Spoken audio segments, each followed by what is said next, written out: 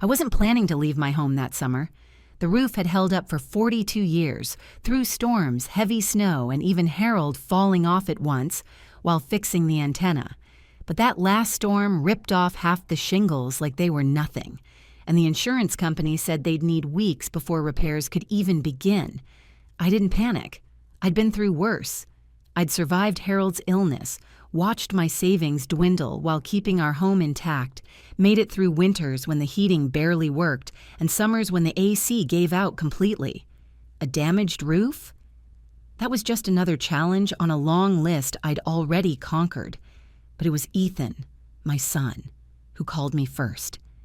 His voice came through the phone with an urgency I hadn't heard in years. "Mom, why don't you just come stay with us for a while?" he said, like it was the most obvious thing in the world. "You shouldn't be alone in a house with no roof. It's not safe. What if it rains again? What if something falls through?" He sounded sincere, and maybe I wanted to believe him. It had been a long time since Ethan sounded like my boy, not just a man too busy for phone calls or Mother's Day brunch. Not the distant voice that rushed through holiday conversations or forgot my birthday 2 years in a row. I told him I'd think about it. But the truth is, my heart had already packed a suitcase. I was already imagining mornings with my grandchildren, helping Sierra with the twins, being part of their daily life instead of just a voice on speakerphone during their commute. They lived just 40 minutes away, in a house I knew well because I'd bought it. It was my wedding gift to them, back when Harold was still alive, and we believed that giving meant love. We'd saved for years, taken out a second mortgage on our own place, all so our son could start his married life with stability, with a foundation. I never asked for it back, never tried to interfere, never showed up unannounced or questioned their choices. I just hoped they'd build a good life there, raise their children in those rooms, create the kind of memories that would last generations. When I pulled into their driveway, no one came out to help. I sat there for a moment, engine running, waiting, hoping. But the front door stayed closed. That should have told me something. That should have been the first sign. Sierra opened the door with her phone in hand and barely made eye contact. Her thumb was still scrolling, eyes flickering between me and whatever was on her screen. "You're early," she said, stepping aside without a smile, without a hug, without any warmth at all. Not "welcome, Mom," or "we're so glad you're here." Just, "you're early." Like I'd shown up to an appointment I wasn't particularly wanted at. Ethan was upstairs putting the twins down. I could hear their little voices laughing and protesting bedtime. My heart ached to go up and see them, but Sierra made no move to invite me further than the entryway. So I stood there, suitcase in hand, like a stranger. He gave me a quick hug when he came down, already distracted. His arms barely wrapped around me before he pulled away, checking his watch, glancing at his phone. "We set up the guest room," he said, not meeting my eyes. "It's not much, but it'll do. You know how it is. House is pretty full with the twins and all their stuff." He was right. It wasn't much. A futon pushed against a wall, the kind college students use because they can't afford real furniture. No closet space, just a tension rod with 3 hangers wedged into a corner. Boxes stacked in every available space, some still labeled Ethan's College and wedding gifts. The room smelled stale, like it hadn't been opened in months. The single window looked out onto their neighbor's fence. No curtains, just a broken blind that hung at an angle. But I smiled anyway. I'd learned long ago that mothers swallow disappointment with grace. "It's fine," I said softly, setting my suitcase down carefully so it wouldn't topple the nearest box. "I'm just grateful to be here, really. This is more than enough." And I was grateful, truly, because I wanted to believe this could be a new beginning, a chance to be close again, to matter in their lives, to be grandma instead of just a name the twins heard on video calls. I didn't need luxury. I didn't need my own bathroom or a walk-in closet. I just wanted to feel useful, feel like family, feel like I belonged somewhere again. What I didn't know then was that I wasn't moving into a home. I was walking into a space where I was already being measured for how little I'd be allowed to matter. where my presence was already being calculated as an inconvenience rather than celebrated as a blessing. At first, I told myself it was just adjustment, new rhythms, new routines, everyone finding their footing. These things take time, I reasoned. They're busy with work and the twins. They're stressed. They'll warm up once we all settle in. I tried not to notice that no one ever asked if I was comfortable on that futon, never asked if the thin blanket was warm enough or if I needed an extra pillow. No one checked if I needed more than a single shelf in the hallway closet, where my clothes hung crushed between winter coats and beach towels. I made do. I always have. That's what my generation does. We adapt. We don't complain. We make the best of what we're given. I kept the house tidy, wiping down counters after breakfast, sweeping floors after the twins scattered cereal everywhere. I washed the dishes when Sierra forgot them overnight, scrubbing away dried food that had hardened like cement. I folded laundry, never mind that half of it wasn't mine, organizing tiny socks and onesies, matching Sierra's workout clothes, pressing Ethan's work shirts. I cooked dinner most nights. Real meals, not just pasta or takeout. Pot roast with vegetables, chicken casserole, meatloaf the way Ethan used to love it as a boy. I figured that's what mothers do. We help, we stay useful, we prove our worth through service. But there were moments, small ones, that started to sting like paper cuts you don't notice until you try to use your hands. Like the time I was cleaning out the fridge and Sierra walked in, glanced at me and said, "Can you leave my stuff alone next time? I meal prep on Sundays. I have a system." Her tone was flat. Not angry, but not kind either. Just dismissive, like I was the hired help who'd overstepped. "I was just trying to," I started. "I know what you were trying to do," she cut me off. "But I've got it handled, really." Or the day I offered to pick up the twins from daycare. I'd noticed Sierra looked exhausted, mentioned she had a headache. I thought I was helping, offering to lighten her load. She paused, gave me that tight smile she always wears like a mask, and said, "Oh, no need. We've got a system. The daycare has specific instructions about who can pick them up. It's a whole thing with paperwork." "I could fill out the paperwork," I offered gently. "I'd love to spend time with them." "Maybe later," she said, turning back to her phone. "We're fine for now." Maybe later. That phrase became a wall between us. Maybe later you can help. Maybe later we'll need you. Maybe later you'll matter. I started to feel like a shadow in their house, present but not seen, moving through rooms like a ghost, careful not to take up too much space, not to be too loud, not to exist too noticeably. Ethan didn't say much either, always working late, always on his phone, even during dinner. The few times we sat together as a family, he'd be checking emails, responding to texts, his attention fractured into 1,000 pieces that never included me. When he was home, he looked exhausted. Lines I didn't remember seeing before creased his forehead. His shoulders stayed permanently hunched, like he was carrying weight he couldn't put down. I asked him one night if everything was okay. We were alone in the kitchen. Rare's moment, and he was staring into the refrigerator like the answers to his problems might be hiding behind the milk. He nodded and said, "Just the usual. Life's a lot right now.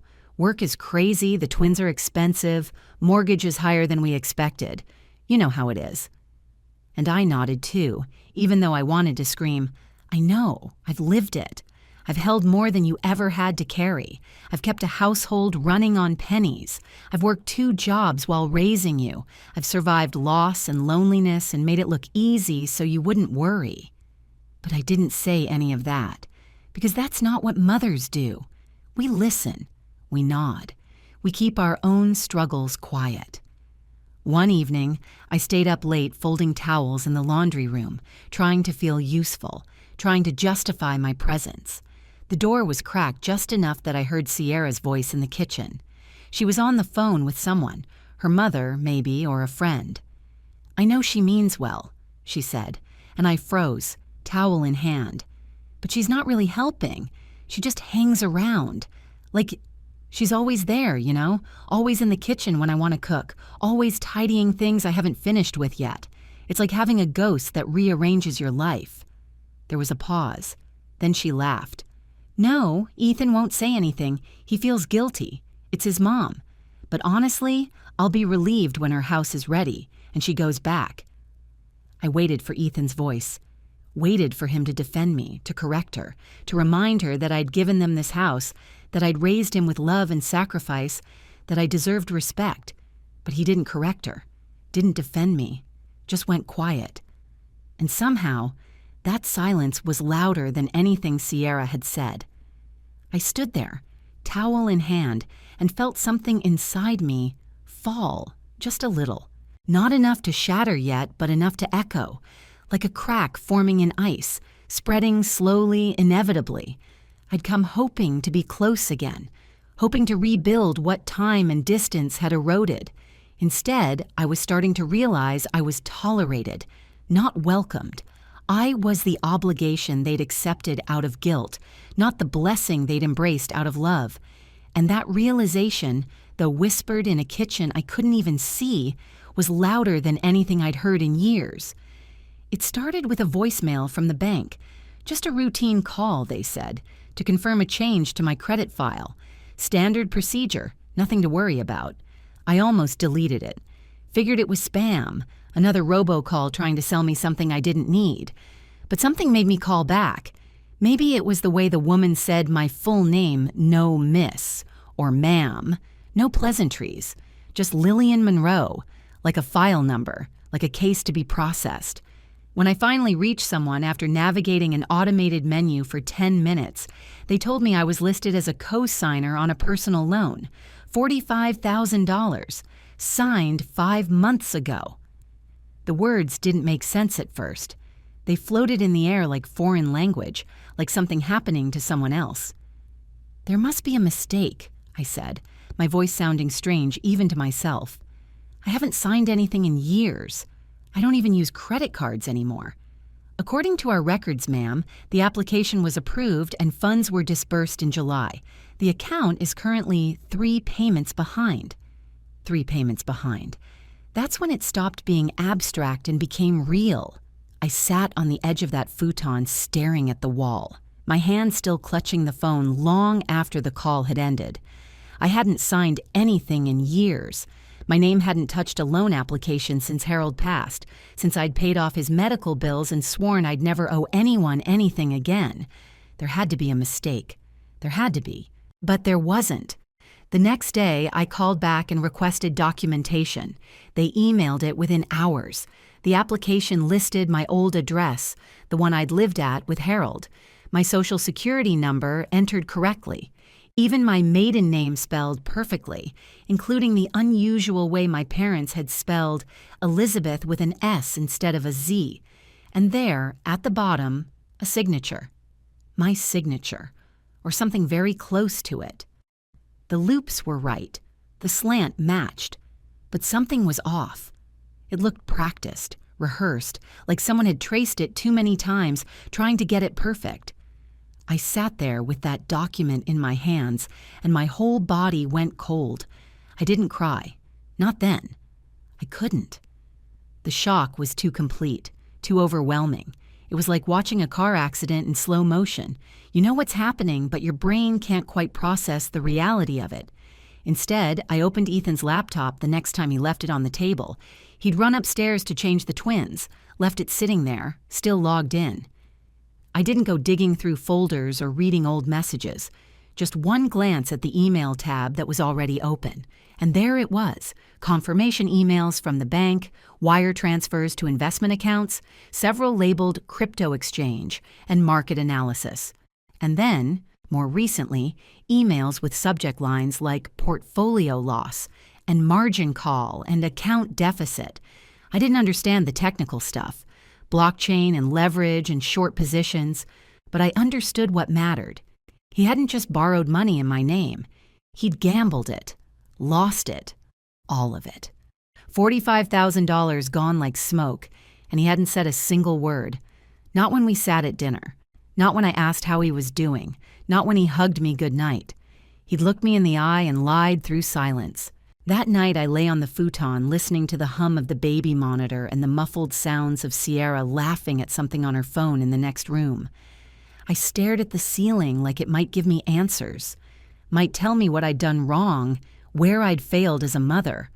But all I felt was this terrible stillness in my chest, like everything inside me had stopped moving. It wasn't the debt that broke me, though $45,000 was more money than I'd seen in one place since Harold's life insurance. It wasn't even the fraud, the forgery, the crime of it. It was the quiet, the knowing. The fact that my son had chosen to steal from me and still sat across from me at dinner like nothing had happened, still accepted the meals I cooked and the laundry I folded and the help I offered. He didn't just betray my trust. He made me complicit in my own victimization. He made me feel small, powerless, unseen. He made me question everything I thought I knew about love and family and what we owe each other. And in that silence, listening to my daughter-in-law laugh while my son's debt hung around my neck like an anchor, I felt something crack. Not loud, not messy, just a slow internal shatter, like ice breaking up in spring. I had given everything, my home, my savings, my time, my service, my presence, and now I had nothing left to give. No, worse than nothing. Now I had less than nothing. Now I had debt and betrayal and the crushing weight of knowing I'd been used. The next morning, I put on my good slacks, the navy ones I saved for church and funerals, and the blouse with the pearly buttons that Harold had bought me for our last anniversary together. I brushed my hair, put on lipstick for the first time in weeks, and drove to see Carol. Carol Matthews had been practicing law for 30 years. She was the only lawyer I ever trusted, and a friend from church who still owed me a favor or two from when I'd helped her mother through hospice care. She told me back then, "Lillian, if you ever need anything at all, you call me." I was calling in that promise. Her office was small but tidy, filled with law books and pictures of her grandchildren. She gave me real tea in a china cup and listened without interrupting while I explained everything. The loan, the forged signature, the emails I'd seen, the 3 months of being tolerated in a house I'd given them. When I finished, she sat back in her chair and studied me for a long moment. "First thing," she said, "we report the fraud. That's identity theft, Lillian. That's a crime." "He's my son," I said quietly. "He's also a thief," she replied, not unkindly. "But we'll come back to that. For now, I need to know exactly what you own. Let's start with the house." I told her I'd given them the house. Wedding gift. Thought it was all theirs now. She pulled up the documents, the ones we'd filed when Harold and I made the gift. I half expected to find it fully under Ethan's name by now, the final transfer completed without my knowledge. But no, there it was, plain as day. 70% ownership still belonged to me. I stared at the screen, at my name in black letters, and couldn't quite believe it. "How?" I asked. Carol explained that when Harold and I had gifted them the home, we'd done a partial transfer 30% to get them started, with the intention of transferring the rest over time for tax purposes. But then Harold got sick, and in the chaos of treatments and hospital stays and finally his death, we'd never finalized the full transfer. It had seemed like a formality at the time, just paperwork. We'd already moved them in, already told them it was theirs. We just wanted them settled, wanted to see them happy. Now that unfinished paperwork felt like a lifeline I hadn't realized I'd left hanging. Like Harold's last gift to me, reaching across years to save me when I needed it most. Carol looked at me and said gently, "You have rights here, Lillian. More than you think. That house is still primarily yours. You can claim it back. You can force a sale. You can charge them rent for living there. You have options." I didn't respond right away. My hands were folded in my lap, fingers clenched so tightly the tips had gone white. I could see my knuckles through the thin skin, could feel my pulse throbbing in my temples. Rights? That word sat heavy in my chest, foreign and strange. I hadn't felt like I had any in a long time. Not in their house, where I apologized for existing, not in my family, where I was tolerated at best, not in my life, which had somehow become about making myself smaller and quieter and less of a burden. "What would you do?" I asked Carol. She didn't hesitate. "I'd protect myself. I'd take back what's mine. And I'd make sure my son understood that love doesn't mean being a doormat." That night, back on the futon, I didn't sleep. Instead, I made a list. I've always been a list person. It's how I've survived everything life threw at me. Make a list, work the list, cross things off until the problem is solved. So I wrote everything down. Every dish I'd washed over the past 6 weeks, every lunch I'd packed for Ethan to take to work, every hour spent folding clothes that didn't belong to me, ironing shirts, matching tiny socks, organizing drawers, every dinner cooked, every floor swept, every counter wiped down, every dollar I'd paid toward the mortgage of that house over the years, thinking I was investing in my son's future, every property tax bill I'd helped with, every time they'd called asking for just a little help with an unexpected expense. And then, at the bottom, in letters I traced over and over until the ink bled through to the next page, loan in my name without my consent, $45,000. I stared at that number for a long time, longer than I should have. It represented 3 years of Harold's Social Security checks. It represented the modest inheritance I'd hoped to leave Ethan someday. It represented my security, my freedom, my future stolen and gambled away on something called cryptocurrency that I didn't even understand. Then I got up quietly, moving through the dark house like the ghost Sierra had called me. I didn't wake anyone, didn't leave a note on the kitchen counter or send a text. I just packed my suitcase. The same one I'd brought when I first arrived, still tucked under the futon, still holding the hope I'd come with, now empty of everything but survival instinct. Before I left, I slid a sealed envelope under Ethan's bedroom door. Inside, a printed letter from Carol on her law firm's letterhead. Professional, formal, cold. Notification of formal intention to reclaim my legal share of the house. Notice of fraud report filed with the police. A timeline for response. No anger, no accusations, no emotion. Just my name, my signature real this time, not forged. Just facts and legal consequences. My turn to decide what mattered. My turn to stop being small. My turn to take up space. By sunrise, I was home. My home. The one with half a roof and dust covering every surface. The one that needed repairs and smelled like emptiness. But it was mine. Honest. Real. No pretending. I wasn't just leaving their house. I was finally stepping back into my own. The first morning back in my own home, I sat in the kitchen with a cup of weak coffee. I'd forgotten to buy good coffee, hadn't been to the store in weeks, and just listened. No cartoons blaring from the living room, no footsteps overhead, no one running to make appointments or screaming about missing shoes, no one asking where the clean socks were, no one complaining about breakfast options. Just quiet. Not the kind that stings, like when no one calls on your birthday and you sit by the phone pretending you don't care. Not the kind that echoes with loneliness, that reminds you of everyone who's gone and isn't coming back. This was different. This quiet was full. Peaceful like a room finally breathing again after holding its breath for too long. I spent the next few days cleaning, not because it was dirty, though it was. The dust had settled thick on everything, and there were mouse droppings in the pantry that made me understand why I'd had the roof fixed.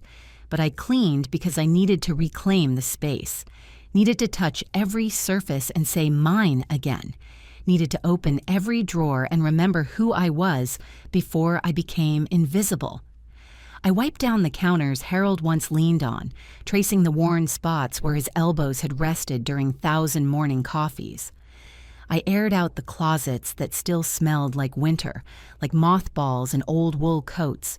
I opened every window, letting the summer air sweep through, carrying out the stale smell of absence. Then I went to the bank, a different bank, one Ethan didn't know about, and opened a new account. A fresh start, a clean slate. I transferred what I had left from my old account. It wasn't much, maybe $3,000, but it was mine. Really mine. No one else's name attached. No one else's access. I canceled the shared credit card Ethan used for emergencies, deleted the saved login information from my computer, changed my passwords to things he'd never guess. Then I called the main bank, the one that had issued the fraudulent loan, and formally flagged it. Fraud investigation, identity theft, police report filed. The woman on the phone was kind, spoke to me like a human being instead of a case number. She called me Mrs. Monroe with respect in her voice and said, "I'm so sorry this happened to you. Unfortunately, you're not the first parent to deal with this kind of betrayal. But I want you to know you're doing the right thing. You're protecting yourself." Her words made me cry, not because they were particularly profound, but because someone saw value in me protecting myself. Someone validated that I wasn't being cruel or selfish. Someone understood.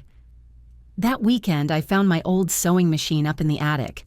I'd forgotten it was even there, buried under boxes of Christmas decorations and Harold's old tools that I couldn't bear to throw away. It hadn't been touched since before Harold got sick, before our lives became about hospital visits and insurance claims and counting down days.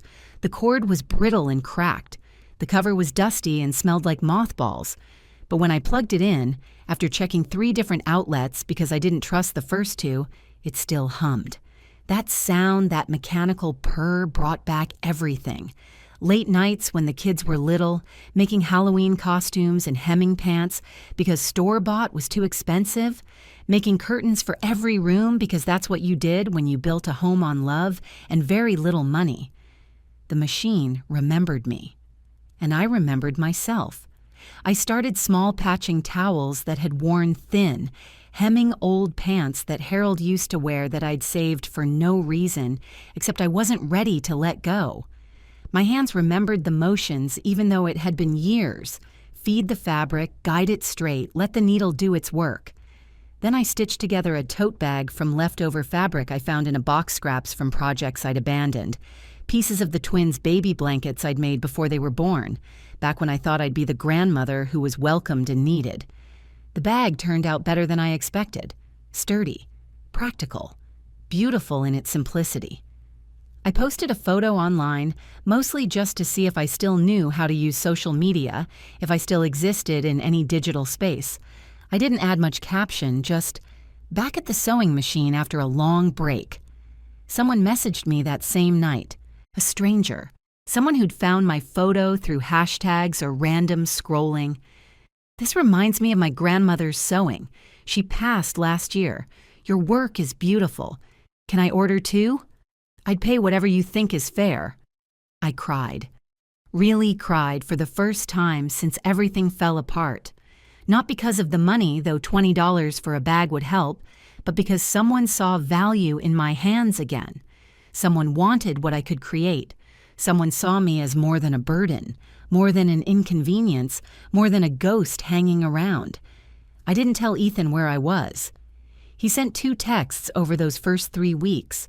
The first one came 3 days after I left. "Mom, we need to talk. Please call me." The second came a week later. "Mom, please, I can explain everything." I read them both, didn't reply. Not out of anger, though there was plenty of that, but because there was nothing left to explain. The numbers explained themselves. The forged signature explained itself. The 3 months of being tolerated explained themselves. I hadn't disappeared. I had simply come home to myself. 3 weeks passed. No calls after those first texts, no visits, just silence.